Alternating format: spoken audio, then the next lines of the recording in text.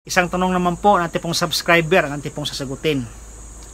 Pwede ba daw paliguan yung mga biik na isang linggong walay na sa kanilang mga inahing baboy at hindi naman po nagtatae? Usually po mga kaibigan, ako po nagwawalay sa aking mga alagang biik na nasa 30 days o 1 month. Bago po ako magwalay na aking mga biik, sila po kumpleto na po sa iron, vitamin B complex at saka vitamin EDE. Sila din po ay malakas na pong kumain ng feeds nang sa ganon hindi po sila magkakaroon ng post-weaning complication.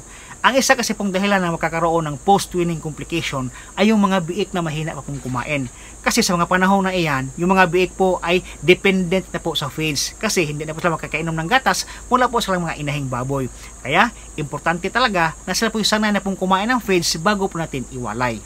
Kapag yung biik nyo po ay isang linggo na pong walay at saka wala pong iniindang sakit, wala pong mga complication, pwede na po silang paliguan.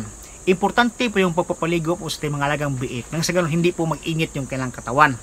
Kasi yung sobrang init ng katawan natin mga biik po mga kaibigan, yan po yung dahilan kung bakit po mahina po silang lumaki. Yan po yung dahilan kung bakit po sila nababansot po mga kaibigan. Kaya po, importante pong paliguan yung ating mga biik araw-araw kapag wala po silang mga masamang nararamdaman po mga kaibigan.